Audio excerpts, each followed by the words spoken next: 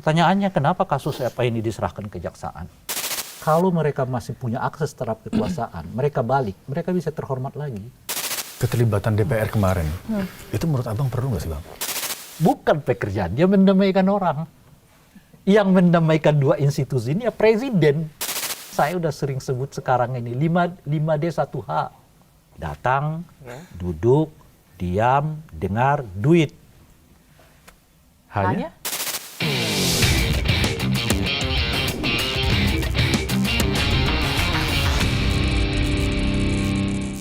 Assalamualaikum warahmatullahi wabarakatuh. Selamat berjumpa kembali Sobat iNews. Kali ini podcast Bikin Terang kembali hadir menjumpai Anda. Kita akan membahas salah satu isu yang lagi hangat dibicarakan oleh banyak netizen. Ya Zila ya.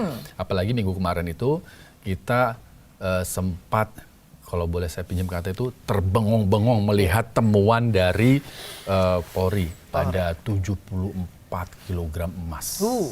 Gitu damai banget ya Mas Rizky waktu itu ya, bikin heboh banget ya. Itu emasnya, belum jumlah rupiahnya, banyak banget gitu. Nah kemudian berlanjutlah bagaimana kasus seorang Febri Adriansyah, yang saat itu masih menjadi Jampitsus gitu ya, diduga melakukan TPPU. Sampai akhirnya ada, kalau saya bilang, pertemuan dengan DPR, yang kemudian itu menjadi perdamaian. Dikonsolidasikan gitu ya. Nah, itu akan kita bahas pada kali ini. Saya Rizky Hasan. Dan saya Fazilah Kairunisa. Dan ada narasumber kami di sini, ada Bang Ray Rangkuti. Terima kasih Bang sudah hadir di sini. Sama-sama. Dari rangkaian peristiwa kemarin Bang. Kemudian DPR, kalau istilahnya boleh ya saya pinjam, mendamaikan atau apa istilahnya ya Bang ya? Memfasilitasi perdamaian. Memfasilitasi. Abang membacanya bagaimana? Apakah itu sudah, ini kan kasus hukum, apakah itu sudah masuk ranah politik gitu? Ya. Sebetulnya nggak bisa disebut juga menurut saya kasus hukum. Oh nggak bisa disebut kasus hukum?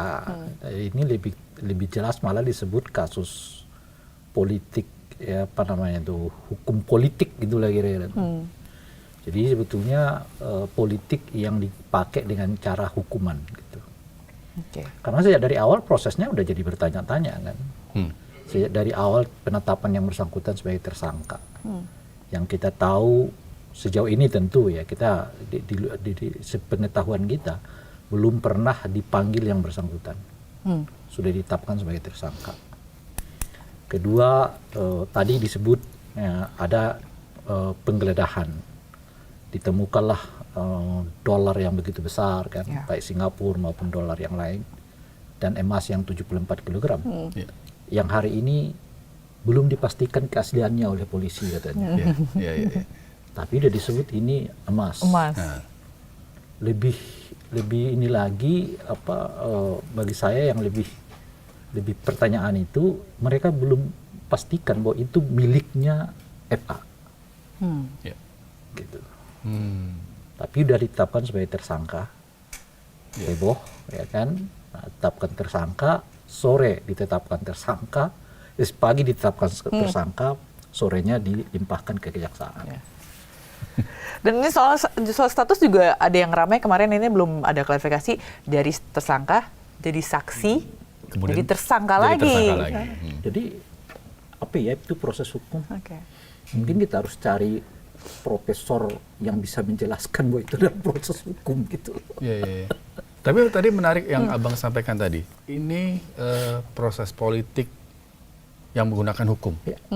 Maksudnya ada kekuatan politik yang menggunakan hukum sebagai tangannya mereka begitu.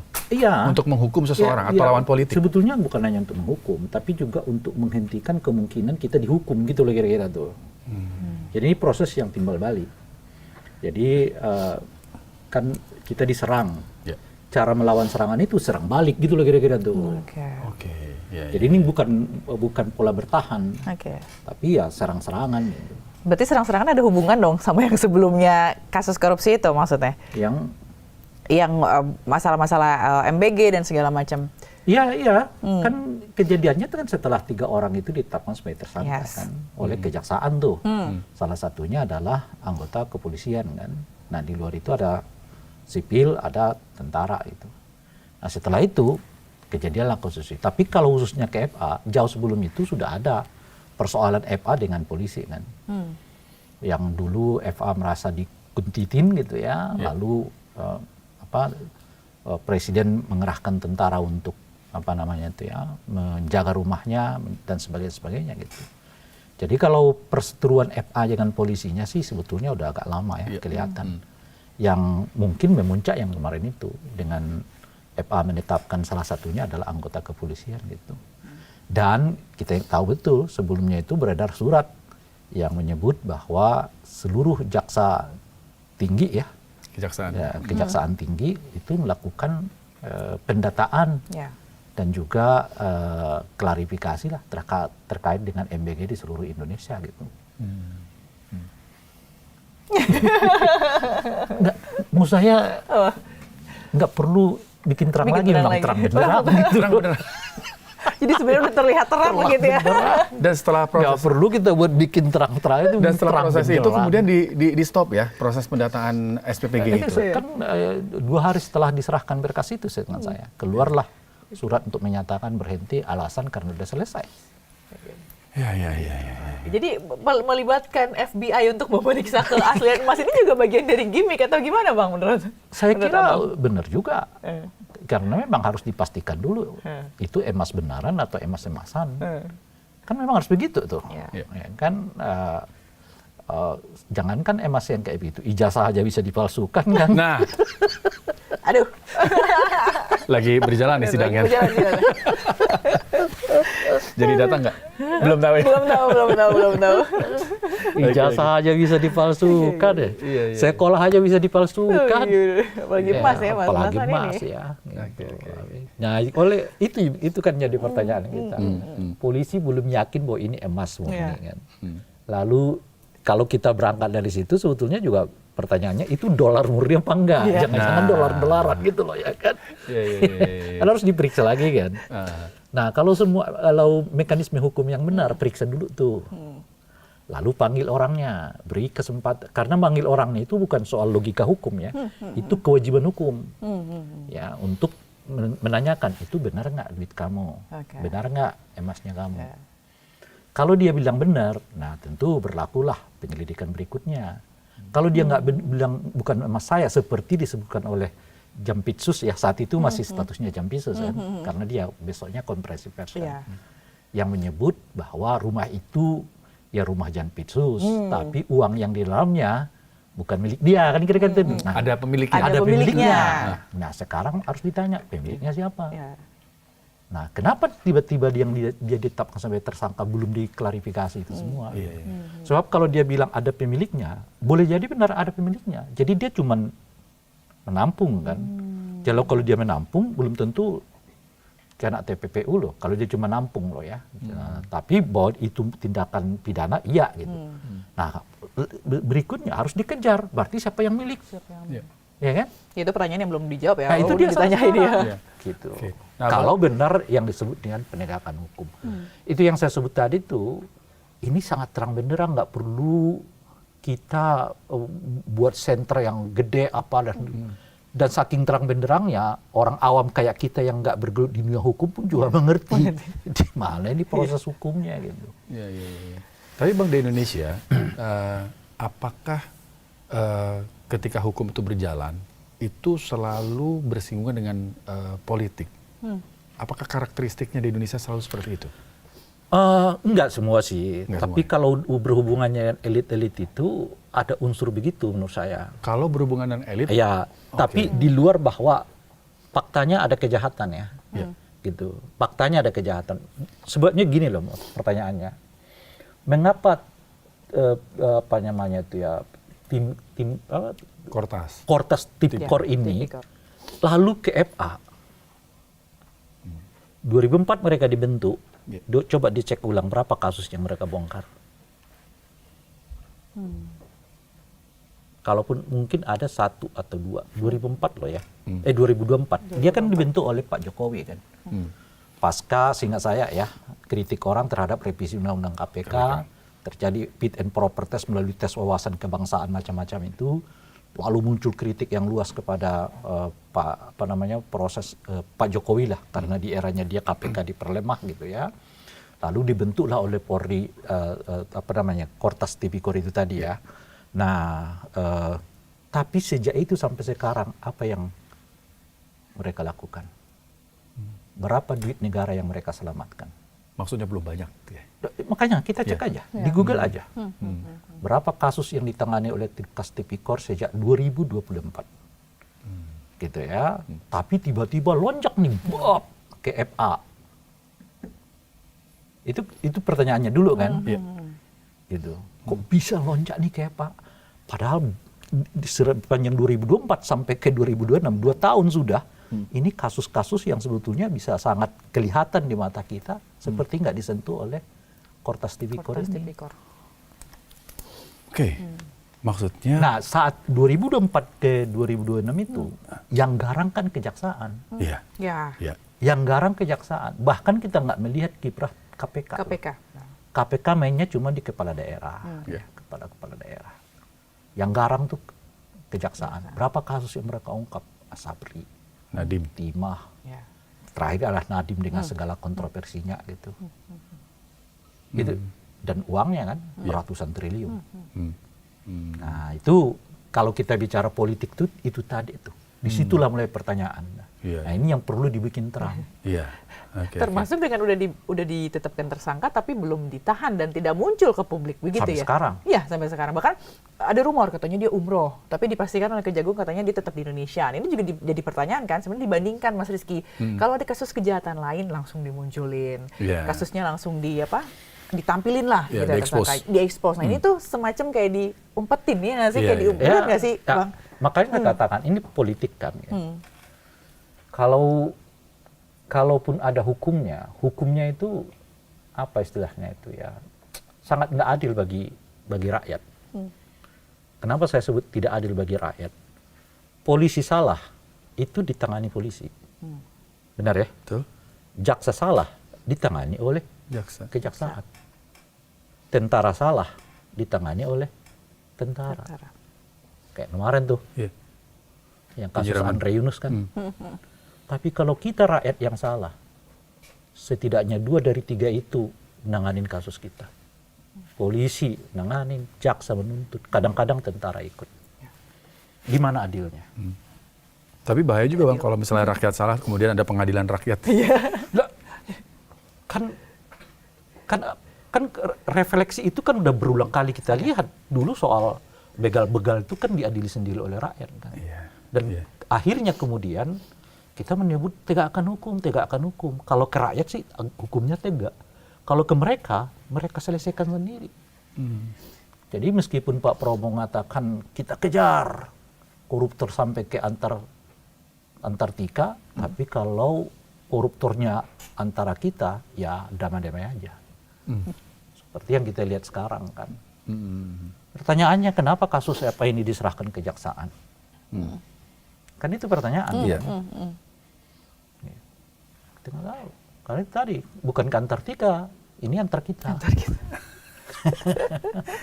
Kalau polisi yang salah ditangani oleh polisi, jaksa yang salah ditangani oleh jaksa, tentara yang salah ditangani oleh tentara, rakyat salah, tiga-tiganya bisa masuk. Menarik. Ya. Apa yang Anda mau sebut itu negara hukum? Apa Anda mau sebut itu negara yang adil? Ini sistem loh ya. Jangan lupa. Sistem itu. Bahwa tentara nangani tentara itu sistem. Gitu. Jaksa seperti yang kita lihat sekarang, itu sistem, dibolehkan. Polisi dibolehkan. Gitu. Ini sistem. Tapi kan Presiden waktu itu ngomong pidatonya, katanya TNI, polisi itu dengan kejaksaan mereka bekerja untuk rakyat. Ya kan maksudnya kan. Topimu dari rakyat, sepatumu lah itu kan. Iya. Mereka bekerja untuk rakyat. Ya kan? Ya salah satunya adalah kalau rakyatnya salah ya mereka kerjakan proses hukumnya. Tapi pidato ini nggak lama sebelum kasusnya Febri ya Mas Rizky ya? Iya sebelum. Nah ada nggak kaitannya atau mungkin sebenarnya itu udah dikasih kisi-kisi dari Presiden atau seperti apa menurut Bang Rey ngelihatnya? Pertanyaan saya sebetulnya yang bikin terang itu, yang perlu kita bikin terang itu adalah kok bisa ya kejaksaan menangkap 3 orang petinggi BGN dan itu berasal dari 2 institusi yang selama ini tanda kutip ya ditakuti orang. Satu dari tentara, satu dari polisi, yang lain itu sipil biasa kan. Menurut Anda, apakah kejaksaan berani kalau nggak ada backup? Ya. Tapi itu kan yang diharapkan oleh rakyat. Kejaksaan harus berani pada siapapun, institusi apapun, Bang. Kalau rakyat itu yang Anda sebut itu menjadi motif bagi kejaksaan untuk melakukannya, mestinya mereka sekarang juga takut untuk menerima kasus ini dan mengembalikannya kepada polisi karena rakyat sekarang minta itu jangan dilakukan. Benar. Tapi ternyata malah dia ya udah berani ngambil kasus untuk megang kasus ini. Nggak ada. Oke, sekarang saya balik pertanyaan. Kalau menurut Abang, kejaksaan berarti punya nyali yang kuat, ada backingannya di kasus BGN. Makanya itu saya buat dalam bentuk pertanyaan. Menurut Anda apa mungkin ya, Jampitsus yang itu kalau benar kasus ini ada, yang menyimpan persoalan dalam dirinya gitu loh. Ya kan? Berani mentersangkakan 3 ya, pimpinan BGN, yang 2 dari angkatan, 1 polisi maupun tentara, tanpa backup sesuatu di belakang dia. Bintang lagi pangkatnya. Ada. Siapa dia yang paling kuat? Yang paling kuat punya backup di negara ini adalah ya presiden.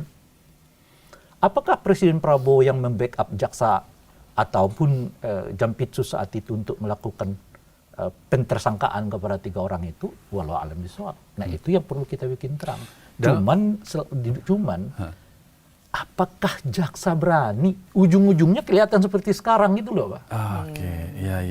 Ya, ujung-ujungnya akhirnya kemudian dia pun dibongkar orang. Gitu.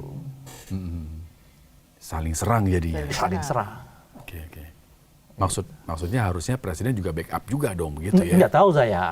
Boleh jadi pada saat itu ada backup, boleh jadi. Tapi setelah itu nggak ada backup lagi kan. Tapi kan Pak Prabowo di satu kesempatan beliau bilang jangan macam-macam dengan MBG. Korupsi di MBG harus diberantas. Artinya dengan statement itu itulah kadang-kadang saya melihat Pak Prabowo ini gimana ya melihatnya. Jangan, kan setelah itu seingat saya beliau pidato 1 hari ya, setelah itu beliau mengatakan ternyata di MBG itu ada maling. Iya. Kan unik bagi saya ya. Ternyata di MBG itu ada maling. Malingnya ditangkap oleh jaksa. Kejaksaannya Jampitsusnya namanya FA. Berry kan. Yang sekarang jadi tersangka. Terus nanti yang ngejar maling di sini siapa lagi? Kalau kita serahkan polisi 1.700 SPPG mereka di MBG. Kan sudah ada gantinya, Bang? Pak Kun tadi untuk jadi Jampitsus. Siapa? Pak Kun tadi jadi Bukan. Jampitsus. Kita lihat dulu pernyataan Pak Prabowo. Pak Prabowo itu mau ngomong apa sih itu maksud saya ya kan. Beliau mengatakan ternyata di MBG itu ada maling. Ya kan. Malingnya ditangkap oleh Jampitsus. Febri. Jampitsusnya ditangkap oleh polisi. Lalu yang membersihkan maling-maling di MBG ini nanti siapa? Jadi pertanyaannya rakyat harus percaya sama siapa? Sebab asumsinya yang membereskan maling di sini itu ya kejaksaan di level manapun kan. Sebab kenapa? Karena polisi punya SPPG jumlahnya 1.700. Yang 1.700 itu membuat presiden bangga. Kan dipuji-puji oleh presiden itu sebagai MBG terbaik lah. Ya kan, bukan hanya MBG, termasuk ikut nanam jagung. Dan karena itulah kemudian presiden mau kasih bintang penghormatan. Bukan karena mereka nangkap koruptor, bukan karena mereka nangkap begal, bukan karena mereka nangkap ini itu, bukan karena mereka nanam jagung. Oh, karena kata presiden adalah membantu untuk ketahanan pangan Indonesia. Pangan. Itu diapresiasi sekali oleh presiden. Mas Jadi polisi salah satu ekspertasi mereka itu ketahanan pangan. Maka jangan kau berpikir polisi itu menaikkan tingkat popularitas dan juga kepuasannya karena mereka nangkap penjahat. Karena di mata presiden tuh Anda bagus karena Anda nanam jagung. Tapi kalau tadi ngelihat penjelasannya Bang Rey gitu ya, yang ngurusin korupsi ditangkap jadi tersangka gitu, terus nggak ada yang KPK gimana? KPK tuh gimana? Tunggu sampai jangan nanti kita ke situ ya. Jadi setelah ditangkap, ya kan, kita menyebut tadi yang beresin MBG ini nanti siapa? Yeah. Sebab kalau kita berharap polisi, mereka bagian dari pelaksana MBG. Kan asumsi yang paling dasar itu adalah kalau Anda melakukan pengawasan, ya pengawasannya di eksternal, bukan di internal kan. Gitu loh kira-kira itu ya. Nah, yang mengawasi kemungkinan adanya maling yang disebutkan oleh Pak Prabowo itu adalah kejaksaan dalam hal ini, nggak ada yang lain. Bagaimana dengan KPK? Itu tadi ya. KPK jauh-jauh hari udah mengatakan nggak masuk ke MBG. Kan mereka bilang itu. Kenapa dia nggak mau masuk? Ya, nggak tahu. Iya kan? Saya tidak tahu persis. Harus. Dan tapi yang bisa kita katakan, ketua KPK kan polisi. Oke. Jadi muternya ke situ-situ lagi. Oh. Aduh. Susah ya. Susah. Aduh. Ya. Apalagi sekarang udah damai kan kemarin di konferensi pers, kejaksaan, Kapolri, udah salaman. Panglima udah salaman. Udah nih, nggak usah diungkit-ungkit lagi. Nah, Ya itu gimana kan kalau dari bahasa diselesaikan politiknya? antar kita kan. Ya diselesaikan antar mereka, salaman lah ya kan. Selesai ya. Meskipun semua orang dengan terang benderang kita bisa lihat, ini bukan proses penegakan hukum. Gitu. Bang, kalau nyurusin hukumnya seperti itu, dengan sentuhan politik-politik, Indonesia ke depan gimana, Bang? Kalau kata Pak Prabowo kan dulu bubar, kata dia 2030 kan. Takut banget 2030 bubar. Kan kita 2045 mau Indonesia emas.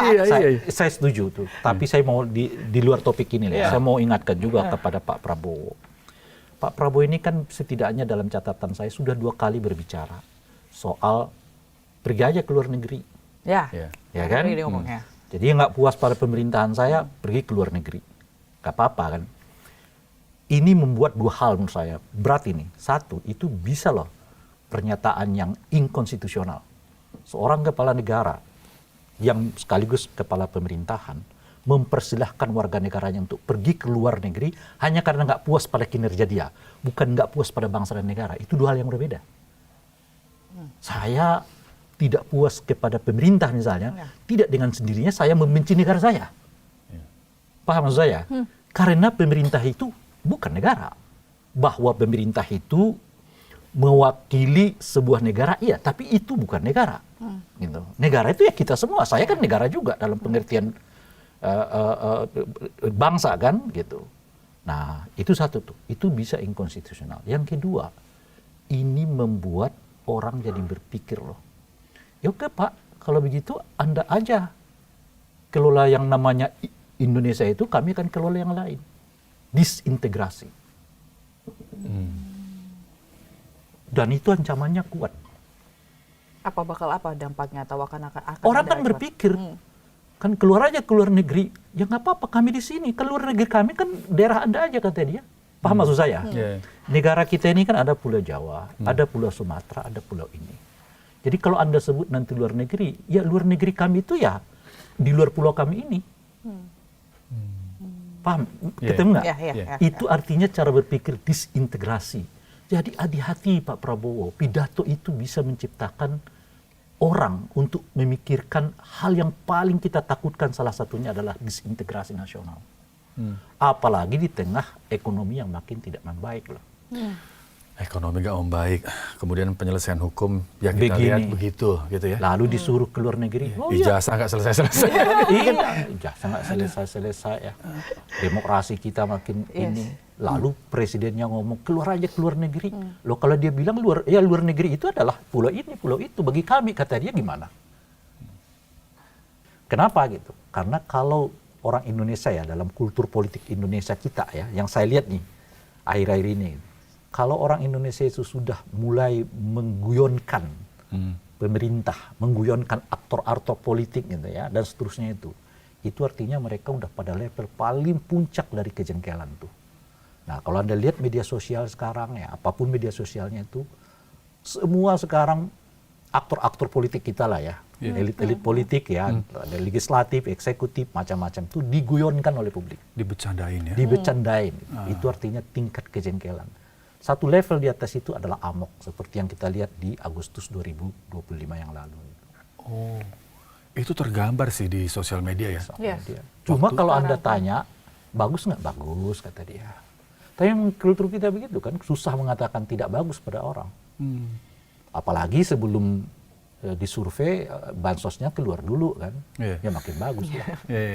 Ya benar-benar dibecandain ya. Kita lihat tuh banyak sekali di sosial media ya, ketika ada seorang pejabat gitu ya, melakukan kesalahan statement atau apa gitu ya, perilakunya itu langsung ramai, jadi trending. Parodinya tuh banyak. Yes. Jadi bukan hanya yang dibully yang ini yang pusing atau yang apa namanya itu. Sekarang yang ngebully pun yang ngebuser orang yang ngeritik pun sekarang pusing. Kenapa? Karena terlalu banyak. Jadi ini apa namanya, baru ngebuzer ini tiba-tiba muncul di sini, tiba-tiba dia sendiri bingung mana yang mau dia dapat. Buzzer pun bingung. Buzzernya pun bingung karena banyak sekali. Dan sekarang gila-gilaan udah nggak pakai filter, maksudnya kata-katanya juga udah terlalu, menurut saya pribadi ya, itu terlalu vulgar ya nggak sih? Mungkin itu yang dikatakan Bang Rey bahwa itu adalah bentuk benar-benar apa ya, kejengkelan masyarakat. Jadi kalau sekarang terhadap karena itu saya baru memahami akhir ini ya, khususnya setelah Agustus 2025 yang lalu. Anda lihat dulu di awal-awal kejengkelan publik terhadap Pak Harto, itu muncul Sri Mulat namanya. Dan itu sangat populer. Salah satu kenapa orang nonton Sri Mulat tuh karena di Sri Mulat itu kekuasaan dijungkir balikkan dengan cara melucu. Sri Mulat lakon itu. Dengan itu kan laris manis dulu tuh. Setiap minggu muncul di TVRI ya saat itu ya. Itu ditonton, termasuk saya kan, menunggu setia tuh. Kenapa gitu? Karena itu logika kekuasaan tuh dijungkir balik. Tuan bisa jadi Tuan bisa jadi hamba ya kan. Bos bisa jadi anak buah di situ. Nah itu kritik sosial mereka terhadap pemerintah melalui lucu. Dan itu awal-awal yang saya sebut sebagai kejengkelan terhadap Pak Harto. Nah sekarang bibit itu juga kita lihat loh.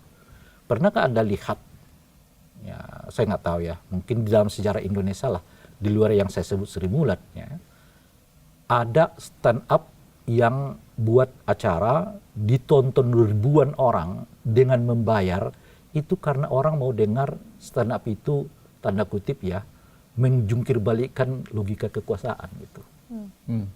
Kasus Panji kan? Yes, Panji. Iya. Berarti levelnya udah di situ. Udah ya? Orang bayar. Iya. Hanya untuk dengar dia melucukan pemerintah itu gitu loh Pak. Melucukan elit-elit ini gitu. Orang mau bayar. Tadi Bang Rey bilang satu tahap lagi amok.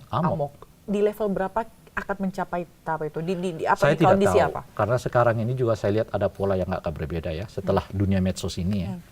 Kalau dulu kan gejalanya kita lihat 1, 2, 3, 4 gitu. Itu gejalanya tuh. Kalau 98 kan begitu ya. 1, 2, 3, 4. Jadi kita tahu nih, oh di level ini nanti mungkin akan. Ini nggak bisa melompat kok. Jadi unpredictable. Unpredictable. Saya ingat banget itu. Ketika ada salah seorang menteri yang manggul beras. Itu kan parodinya banyak gitu ya. Ya. Orang udah nggak malu dan nggak takut lagi untuk memparodikan itu. Dan sekarang lucu-lucuan itu pun dianggap oleh pemerintah dan elit itu sebagai lucu-lucu juga gitu loh Pak. Bukan sebuah kritik. Itu pertanyaannya sebenarnya. Pertanyaannya, mereka ini tahu nggak sih kalau mereka tuh dibecandain seperti itu? Menurut Bang Rey mereka tahu nggak? Nggak ngerti aku ya. Apakah mereka menganggap candaan ini sebagai candaan, makanya mereka balas dengan candaan gitu? Atau ya mereka anggap ini serius. Misalnya ketika orang menyebut, kan ada itu yang agak viral akhir-akhir ini kan, benar nggak itu yang komisaris itu ponakan bapak kan? Dijawab oleh dia itu. Nanti kalau ada yang bisa bukti, saya umrohkan satu keluarga. Nah itu, jadi dia pertanyaan orang dilucukan lagi oleh dia kan. Nah itu, apakah mereka menyadarinya nggak tahu saya. Tapi gaya-gaya bahasa komunikasi politik seperti itu menurut Bang Rey gimana? Itu kan mestinya kita semua belajar dari peristiwa Agustus 2025 kan. Ketika mulai kritik terhadap anggota DPR, wah gaji saya lebih tinggi, tapi jadi anggota DPR kan. Oh cincin saya, bom. Oh rumah dijarah. Iya. Nggak pernah loh ya, saya tidak suka orang terhadap kepemimpinan Pak Harto di Orde Baru. Rumah menteri itu nggak pernah disatroni orang. Iya. Jadi menurut Bang Rey ini lebih parah dari itu yang saya sebut tadi. Itu yang saya sebut. Kali pertama dalam sejarah kita 3 rumah pejabat negara itu didatangi oleh orang. Anda mau katakan itu by design atau tidak by design, tapi ketika itu terjadi orang semua nggak ada yang kelihatan mengkritik itu loh Pak, tindakan itu gitu. Nah itu yang saya sebut tadi tuh, ini agak beda loh ya. Kalau di zaman Orde Baru, lihat tuh tahapannya tuh 1, 2, 3, 4 gitu. Ini 1 pam bisa 10. Seperti Agustus itu. Ya. Nah, Bang Ari, kalau Abang melihat, Abang kan menjalani bagaimana 98 ketika itu. Kemudian rentetan peristiwa-peristiwa politik yang lain. Nah, itu kan ada banyak sekali kasus-kasus hukum yang membuat rakyat itu bertanya-tanya. Membuat rakyat itu kadang-kadang hasilnya bikin jengkel rakyat. Gitu ya. Apakah, termasuk yang Jampitsus ini ya, yang kasus Jampitsus. Apakah reformasi 98 itu semuanya terpenuhi, cita-cita reformasinya? Apakah perlu reformasi jilid 2? Infrastruktur demokrasinya terpenuhi. Oke. Kita pemilihan langsung presiden, otonomi kita berlakukan, kemudian kepala daerah dipilih secara langsung, DPR-nya proporsional daftar terbuka, ya di DPR ada 2 kamar, DPR dan DPD. Semua infrastruktur tambahan di dalam negara demokrasi modern kita punya. Ada Mahkamah Konstitusi, ada komisi ini, komisi itu, dan seterusnya. Itu infrastruktur demokrasi namanya tuh. Kita penuhi bahkan hampir di level 80%. 20%-nya cuma elemen teknis. Itu. Sekarang pemilihan presiden atau pencalonan presiden 0%. Nah, gitu. Lalu kenapa demokrasi kita macet? Itu pertanyaannya. Infrastrukturnya bagus, tapi nggak jalan gitu loh. Macet gitu. Karena sopirnya, bukan hanya personal ya sopir ini, ya. Banyak aktor-aktor politik di dalamnya itu. Cara memandangnya itu Orde Baruan. Itu yang saya sebut sebagai pelaku demokrasi minimalis. Yang penting bagi mereka demokrasi itu seperangkat aturan. Kemarin disebut, saya lupa itu penelitian dari mana gitu. Mudah-mudahan bisa kita cek nanti atau pemirsa bisa cek nanti di Google ya. Ada penelitian yang menyebut negara paling banyak aturan di dunia itu namanya Indonesia.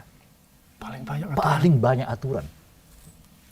Dan itu bukan tahun ini aku sebut ya. Dari dahulu saya udah ketika saya kritik aturan pemilu, ya itu dari dulu tuh saya sampaikan ke kawan-kawan di KPU daerah, ya di Bawaslu, ya. Ingat loh ya. Undang-undang pemilu dengan segala perangkat aturannya ini adalah paling lengkap di dunia. Apa? Kamu mau apapun di dunia ini ada, di pemilu itu ada. Kamu buka TPS jam berapa ada, tutup jam berapa, buka suara, kotak suara, ngeluarin isi suara, itu ada semua aturan. Bahkan sering sambil bercanda saya menyebut tinggal 1 pasal yang nggak diatur undang-undang pemilu atau aturan pemilu. Apa itu? Kalau masuk TPS kaki kanan, keluar kaki kiri itu belum ada aturannya. Karena kita bisa lompat dua-duanya gitu ya. Iya bisa. Itu belum ada aturannya. Karena semua udah diatur. Tapi mohon maaf 2024 apa pemilu kita lebih baik? Kagak. Padahal udah diatur. Aturannya. Padahal menurut saya ya bahkan saya udah menyebut Januari 2024 itu saya udah menyebut inilah pemilu terburuk yang pernah saya lihat sepanjang era reformasi. Kenapa, Bang? Politik uang di mana-mana. Ada istilah yang disebut dengan parcok terlibat. Ada aturan yang diubah. Ada tahapan pemilu yang nggak ada aturannya berlaku untuk melayani orang per orang. Terbuka sedemikian rupa. Cuma kalau Anda survei, orang merasa puas. Itu yang uniknya kita tuh. Puas nggak dengan pemilu yang kemarin? Puas. Karena orang nggak mau ribet. Karena orang nggak mau ribet. Satu, yang kedua, pemahaman mereka pemilu itu kan yang penting ke TPS aman. Di TPS-nya aman, bagi mereka udah selesai gitu loh Pak. Tapi soal yang jelimet yang kita sebutkan itu ya mereka kan nggak terlalu melihat itu gitu. Nah, kenapa bisa begitu tuh? Karena kita berhenti di apa namanya itu ya, di demokrasi itu berhenti di seperangkat aturan itu. Yang aturan itu pun dibuat ya untuk membuat mereka sebetulnya bisa lebih luas untuk melakukan yang sebaliknya yang kita tidak inginkan gitu. Oke. Nah, kita balik lagi ke Jampitsus. Sungguh kembali ke ini tadi. Apakah reformasi infrastrukturnya iya, tapi kita gagal mengubah kultur politiknya itu. Kultur politik. Politik Indonesia itu. Jadi kita nggak naik level. Ya, bahwa infrastrukturnya kita bentuk, tapi kulturnya kultur Orde Baruan. Jadi kultur Orde Baruan itu kalau dibuat bahasa simpel, kalau bisa dipersulit, ngapa sih dipermudah? Kira-kira gitu loh Pak ya. Itu kayaknya kultur kemana-mana ya. Itu makanya, itu maksud saya. Kalau bisa dipersulit, ngapa sih dipermudah? Kalau bisa dicolong, kenapa sih bersih-bersih amat? Kira-kira gitu loh Pak. Jadi reformasi jilid 2? Reformasi dalam pengertian kultur itu. Dalam kulturnya? Kultur itu. Jadi, misalnya begini, apakah Anda dukung dinasti politik? Oh, saya nggak akan melakukan itu. Tapi nggak dilarang. Tapi demokrasi melarang itu. Nah, kita ingin ada orang yang berbicara itu, gitu. Seperti B.J. Habibie. Anda ingat B.J. Habibie kan?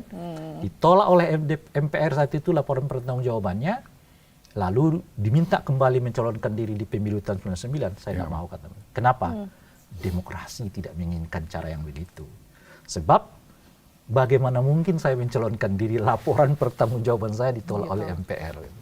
Itulah etik demokrasi namanya. Nah itu yang kita nggak ada. Seperti kembali ke FA. Prosedurnya mungkin mereka bisa jelaskan ini gitu loh Pak. Dengan bla blu ya kan. Tapi Anda nggak bisa membohongi etik penegakan hukumnya. Bagaimana orang yang belum ditetapkan, diperiksa, ditetapkan tersangka. Kasusnya pagi ditetapkan tersangka, siangnya sudah dilimpahkan ke kejaksaan. Kata pelimpahan itu dalam bayangan kita dan saya pikir semua orang, bahkan itu adalah P21. Ya, berkasnya selesai. Ya, kan? Berkasnya selesai. Iya. Berkas selesai. Persidangan, ya kan? Ternyata bukan pelimpahan dalam pengertian itu. Kasusnya yang dilimpahkan ke kejaksaan. Dipindahkan ke kejaksaan. Ya. Bahasanya bukan pelimpahan ya, tapi dipindahkan. Dipindahkan. Oke. Jadi mereka bisa bilang apapun, tapi Anda nggak bisa membohongi etik ini nggak hadir di sini. Nah, Bang, keterlibatan DPR kemarin, itu menurut Abang perlu nggak sih Bang? Dalam yang memfasilitasi itu. Bukan pekerjaan, dia mendamaikan orang. Yang mendamaikan dua institusi ini ya presiden, karena dua institusi ini di bawah tangan langsung presiden. Kalaupun mau didamaikan ya, tanda kutip lah ya kita sebut damai itu gitu. Yang mesti melakukan itu presiden, bukan anggota DPR. Lalu DPR fungsinya apa? Memastikan proses hukum itu berjalan sesuai dengan semestinya. Yang ditanya oleh dia itu mesti, sejak kapan FA disebut sebagai tersangka? Apakah ya udah diperiksa atau tidak? Yang ditanya oleh dia itu mesti, kenapa Anda serahkan kasus ini ke kejaksaan? Gitu loh ya. Dengan sangat kelihatan terburu-buru. Gitu. Dan sekarang tentu saja dari kejaksaan ke depan nanti, itu yang harus dilihat oleh dia. Bukan memfasilitasi perdamaian. Kayak lagu yang populer dulu. Perdamaian. Perdamaian. Iya. Jadi kan akan dibentuk panja katanya. Itu lebih dalam lagi tuh berarti. Harusnya perlu nggak sih dibentuk panja? Saya dalam juga kasus jadi ini? mereka mau panja apa yang mereka bentuk. Gitu. Kalau mau bentuk panja ya mestinya mereview ke belakangnya itu. Apa itu? Soal penggeledahan, penetapan, ya, pelimpahan kasus yang kita anggap P21 ternyata malah melimpahkan dalam pengertian kasusnya dialihkan ke kejaksaan. Itu yang mereka lakukan. Kalau bentuk panja, ya panja di situ. Panja pengalihan ya kasus FA dari polisi ke kejaksaan gitu. Mereka cari betul. Kalau panja ya. Di sini kita bisa melihat ya bagaimana politik itu sangat bersinggungan dengan hukum di Indonesia ya. Ketika kasus-kasus yang berkaitan dengan elit ya. Iya, jadi mungkin ada penegakan hukum murni ya. Tapi pertanyaan saya mulai. Kortas Tipikor itu 2024 dibentuk. Tapi yang saya belum coba Anda cek lagi deh. Coba cek lagi deh untuk kita pastikan berapa kasus yang mereka tangani. Saya kira belum ada sampai 3. Tapi tiba-tiba tengge FA. Dan itu dilakukan setelah FA mentersangkakan 3 orang dari BGN. Tapi tadi menarik juga ya Mas Rizky. Kenapa Mas Rizky mau ngomong? Enggak. Ya tadi jadi kita rebutan. Menarik Mas Bang Rey bilang sebenarnya itu kan yang bisa mendamaikan kan presiden. Karena langsung di bawah presiden. Nah kalau Bang Rey ngelihat presiden saat ini sikapnya seperti apa untuk menghadapi konflik ini gitu kan. Tadi sebenarnya kalau kita lihat dari apa yang disebutin sama Bang Rey tadi, presiden itu secara nggak langsung ikut keseret gitu ya, menimbulkan gitu dari narasi, bukan dari cerita korupsi ini gitu. Kalau mau begini ya, kalau polisi dengan kejaksaan lah ya, gontok-gontokan, itu artinya kepemimpinannya yang dipertanyakan. Kok ada dua institusi di bawah Anda ini bisa gontok-gontokan? Kira-kira gitu ya. Atau pakai yang lain, polisi dan kejaksaan melakukan tindakan secara bersama-sama untuk sebuah kejahatan. Misalnya, ini misalnya, sebab nanti dipotong dianggap saya nanti makar lagi ya. Jadi harus dipertegas. Katanya yang full nih misal itu. Presiden juga yang harus ditegur. Kenapa Anda membiarkan itu? Bukankah ini di bawah tugasannya? Mungkin supaya nggak kelembagaan nanti kita dipotong, dianggap makar, kita buat dengan asosiasi saya lah ya. Saya sebagai bapak terhadap dua anak saya. Kita anaknya nih. Kalian bertengkar. Ya kan? Nggak berdamai-damai. Siapa yang disalahkan? Saya sebagai bapak. Kan gitu ya logika keluarganya kan. Kalian bersekutu untuk melakukan kejahatan. Siapa yang mesti disalahkan? Saya sebagai bapak. Apalagi saya bukan hanya sebagai bapak. Ada tambah lagi pimpinan keluarga. Ya kan? Kan presiden tuh begitu, dua loh ya, jabatan dia tuh dua. Kepala pemerintahan, kepala negara.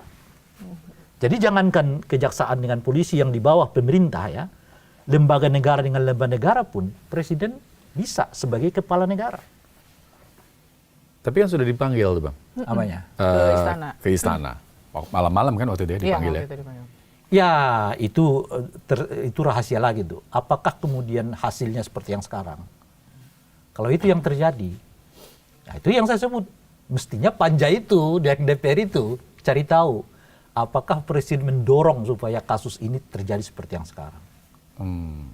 Fungsi pengawasan panjanya Fungsi pengawasannya. Kalau panja mau dilakukan oleh Komisi 3. Tapi bagaimana panja? DPR ini saya udah sering sebut sekarang ini 5D 1H. 5D 1H. Apa itu Bang? 5D itu kan istilah DPR yang kita pakai dulu zaman Orde Baru. Ya, untuk menunjukkan DPR itu seperti apa. Datang, duduk, diam, dengar, duit. Hanya? Hanya? Humas dan jubir pemerintah. 5D 1H. Itu yang pas nggak pengandaiannya anggota DPR yang jadi 82 anggota DPR 80% karena cuma satu yang menyatakan penyeimbang ya kan. Pas nggak mereka datang duduk dengar diam duit plus satu hal tadi ya humas pemerintah. Nah itu kawan saya Habibur Rahman itu kan. Siapa yang nanya? Kok bisa-bisanya dia melegitimasi bahwa pembelian hewan kurban itu sah secara hukum dan syar'i. Jelimet sih memang ya tapi ya itulah rakyat Indonesia sekarang yang sedang disuguhkan proses yang seperti terang itu. benderang. Cuma mau kita sebutkan kalau terjadi apa-apa jangan kita yang dipanggil ya. Kita udah ingat forum ini dalam kerangka mengingatkan itu ya. Bukan dalam rangka nanti kita disebut melakukan penghasutan, bukan. Jadi forum ini kita ingatkan, ini kasus ini terang benderang. Jangan dipikir bahwa masyarakat kita itu nggak baca, nggak rekam, nggak lihat ya, nggak hitung, jangan. Bahwa kelihatan mereka melupakan satu hal, itu keliru. Yang terjadi sebenarnya istilah saya itu sekarang, masyarakat kita itu dihadapkan dengan masalah yang kayak air ini. Masalah pertama dia segini, masalah kedua segini, sampai nanti akan melimpah. Jadi sebetulnya nggak pernah masyarakat melupakan, dia mengendap aja. Datang kasus lagi, naik, disikapi lagi, naik lagi. Ini sekarang orang mungkin melupakan kasus haji yang dulu, kemarin kan. Pas kasus ini muncullah kasus FA. Mungkin ini akan ditimpa lagi oleh persoalan baru lagi. Seolah-olah ini terlupakan, kagak. Dia ini seperti air yang merangkak. Dia lebih gelas, lalu tiba-tiba udah full dan meluber kemana-mana. Agustus 2025. Jadikan pelajaran. Oke. Saya punya pertanyaan terakhir nih, nanti Zila silakan tambah ini. Bang, soal penegakan hukum, lagi-lagi penegakan hukum dan kaitannya dengan politik. Dalam 1 tahun terakhir ini, KPK itu menangkap 10 kalau tidak salah kepala daerah, OTT. Itu kan bukan jumlah yang kecil dong, 10. Yang terakhir Bupati Sukoharjo. Yang modus korupsinya itu copy paste dengan suaminya yang sebelumnya juga jadi bupati di sana. 10 orang kepala daerah kena OTT. Ini ada yang salah nggak dengan sistem politik kita? Apanya yang salah? Pertama gini ya, ini kecil dari segi jumlah dan kualitas loh. Ya kalau dilihat angka-angkanya ya iya, maksudnya, dari angka korupsinya kan? Enggak dong, kan mereka udah 2024 kan? 2024 baru 10 loh. Gitu. Jadi dari kuantitas ini kecil jumlahnya tuh. Dari kualitas apalagi? Baru setahap kepala daerah. Umumnya adalah bupati dan wali kota kan? Umumnya kan? Nah, kalau di zaman KPK sebelumnya udah ke tahap menteri. Ya, di era pertama Pak Jokowi aja udah berapa menteri yang diangkut sama KPK ya. Udah sampai ke bintang 3. Ya, dan seterusnya gitu. Jadi dari segi aspek kualitas dan kuantitas, nah ini menurun kita gitu. Itu satu. Nah, yang kedua adalah mengapa apa istilahnya itu ya, korupsi ini terus merajalela. Anda nggak bisa lagi dekati pemberantasan korupsi itu melulu dari pendekatan hukum. Nah, nggak akan selesai. Apalagi Anda tahu kadang-kadang hukumnya nggak terlalu kejam bagi mereka ya. Kalaupun mereka nanti dihukum, mereka dipenjara, siapa yang ngawasi kita juga nggak tahu. Sering kita dengar ya, para tahanan KPK itu entah kemana perginya dan seterusnya gitu. Jadi nggak akan ada efek jerah. Nah, orang akan melakukan gitu. Nah, oleh karena itu bagi saya ya ada 2 pendekatan yang perlu ditambahi. Satu pendekatan bahwa mereka yang pernah terlibat kasus korupsi harus dicabut hak politiknya. Berapapun nilainya ya? Berapapun nilainya. Sebab selama mereka bisa kembali ke politik, sepanjang itu pula korupsi bukan sesuatu yang menakutkan. Yang menakutkan bagi mereka itu nggak punya akses terhadap kekuasaan. Karena kalau mereka masih punya akses terhadap kekuasaan, mereka balik, mereka bisa terhormat lagi. Berapa banyak mantan koruptor yang sekarang balik ke politik dan terpilih lagi, mendirikan partai politik. Bahkan ada yang khotbah tentang etik dan moral. Iya. Sebelumnya terjerat masalah etik ya. Iya. Agak saya bisa bayangkan, dia menilai moralitas orang dari yang pernah ditetapkan dia melakukan korupsi. Politik mengubah mereka menjadi baik lagi. Makanya kalau diberikan panggung politik ini kembali ke mereka, nggak ada yang 4 tahun ya nggak apa aja istirahat, 5 tahun nggak apa aja istirahat. Habis balik itu bisa sekjen partai lagi, bahkan bisa ketua umum partai, bisa anggota DPR. Dan setelah itu ceramah lagi tentang betapa penting etik berbangsa dan bernegara itu. Itu satu tuh. Nah, makanya ya cabut hak politiknya gitu. Nah, yang kedua adalah nggak bisa juga. Ini harus ada kampanye moral dalam bangsa ini ya. Memang agak terlihat ideal, tapi kalau Anda selalu dekati melalui proses hukum, nggak akan selesai ini. Jadi kampanye moral yang saya maksudkan itu adalah menumbuhkan rasa malu yang cukup tinggi di masyarakat kita gitu. Sebab gini ya, kalau saya lihat agak kompleks ya menjelaskannya itu. Agak akhir-akhir ini kita ini kan masuk ke tahap yang saya sebut sebagai negara pejabat gitu. Negara pejabat itu pejabat tuh setingkat bahkan mungkin berlipat-lipat tingkat mulianya daripada tidak menjabat. Nggak ada orang di Indonesia ini kelihatan yang kuat untuk tidak ikut jabatan gitu loh, Pak. Ada aktivis 98 yang anti militer ikut Pak Prabowo yang militer, itu loh kira-kira tuh. Jadi negara pejabat yang saya sebut itu tadi gitu. Nah, ketika ia menjabat, dia mengubah semua apa yang ia ceritakan menjadi yang sebaliknya juga nggak ada masalah, karena jabatan itu mengubah dia menjadi mulia gitu. Bukan karena dia konsisten dengan pikirannya gitu, bukan. Jabatan itu mengubah dia menjadi mulia gitu. Nah di situ justru bahayanya, karena malu nggak ada lagi di konteks politik yang disebut dengan menjabat itu. Anda mestinya malu kalau Anda dahulu waktu kampanye mengatakan berbeda dengan Pak Prabowo, tapi sekarang ikut dengan Pak Prabowo, Anda malu dong mestinya gitu.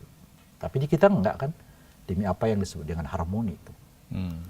Nah oleh karena itulah dua ini menurut saya yang harus kita tegakkan. Pertama ya rampas hak politiknya, yang kedua ya kita harus tingkatkan budaya malu dalam politik.